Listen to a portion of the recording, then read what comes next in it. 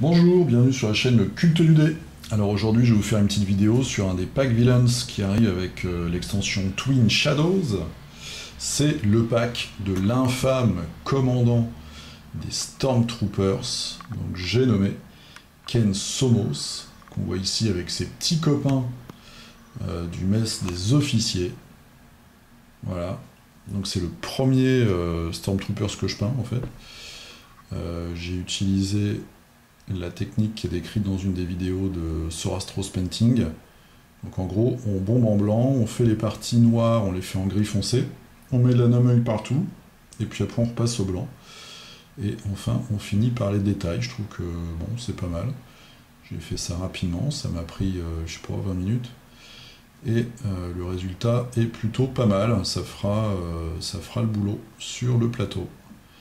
Voilà, donc notre commandant des Stormtroopers. Alors, qu'est-ce qui nous amène dans son petit pack? Bon, déjà, sa carte de caractéristiques. Donc, il a deux petits effets. Firing Squad, contre une action, il peut choisir deux troopers adjacents.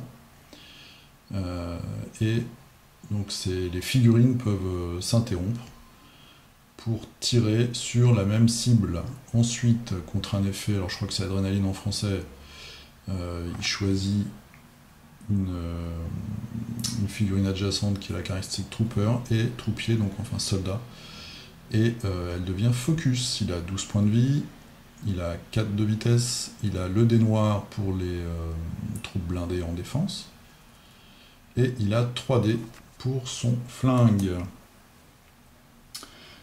Il arrive avec un nouveau triptyque de cartes, donc une nouvelle option pour le pack agenda du joueur impérial, Stormtrooper Support. Donc on a une side mission qui va consister, on va aller en fait dans une base impériale et puis on va justement pourchasser ce personnage. Si le joueur de l'Empire gagne, il pourra le récupérer pour le mettre dans son open group. On a une autre carte, donc celle-ci, Perpetual Reinforcements. Donc c'est quand un Troopers est, bon je vais dire un soldat, hein. Quand un soldat est tué en fait, et que le coût de renfort de sa carte est de moins de 3, on peut le remettre en jeu, on peut le redéployer tout de suite. Et celui-ci, Military Presence, en fait on gagne une escadre de soldats, de Stormtroopers, gratuite dans sa main de open group, donc c'est-à-dire le groupe en fait qu'on peut faire revenir tout au long de la partie quand on est impérial, grâce au point de menace. Voilà, donc ça c'est le pack agenda. Ensuite on a nos deux missions escarmouches comme d'habitude. Donc on voit Luke Skywalker et puis une charmante inconnue rousse qui a l'air de manipuler la force. Alors je sais que c'est un personnage, je crois, de l'univers étendu, peut-être des romans, mais je ne sais pas qui c'est. Donc la mission se déroule en extérieur en grande partie, en très grande partie, même si je vous dis pas de bêtises, totalement en extérieur. Ah non, il y a quand même deux petites tuiles internes. Et on va aller essayer de contrôler des piliers, des force pillars, donc des piliers de force. Voilà. Donc, deux nouvelles missions, avec la nouvelle carte, bien sûr, je vous laisse la surprise.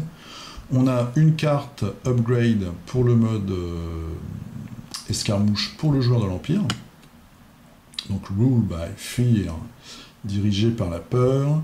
Au début du jeu, en fait, voilà, du premier round, on va tirer deux command cards de son deck. On va les mettre dans sa main et on va défausser une carte. Donc en valeur absolue, on en gagne une et ça nous permet de choisir les cartes qui nous apportent le plus de choses. Ensuite, dans ce pack, on a également 3 command cards. Là, ils ont été un peu radins. D'habitude, on en a plus. Rank and File, donc c'est toujours pour les soldats. On peut bouger soi-même et un soldat adjacent de une case de plus. Squad Swarm, donc là, on active un groupe.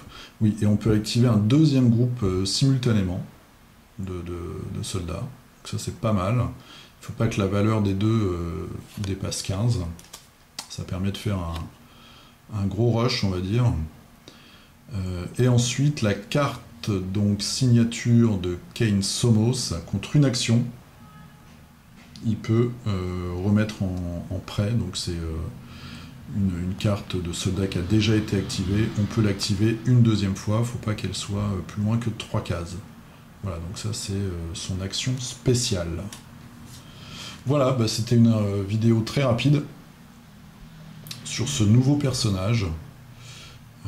Je suis assez content de la peinture, là je vais pouvoir m'attaquer aux 9 Stormtroopers de la boîte de base et puis aux gros bourrins qui ont des canons laser. Et là c'est les officiers, donc il y en a 2 normaux et 1 élite. En regardant le film, j'ai essayé de trouver des couleurs un petit peu qui correspondent à ça.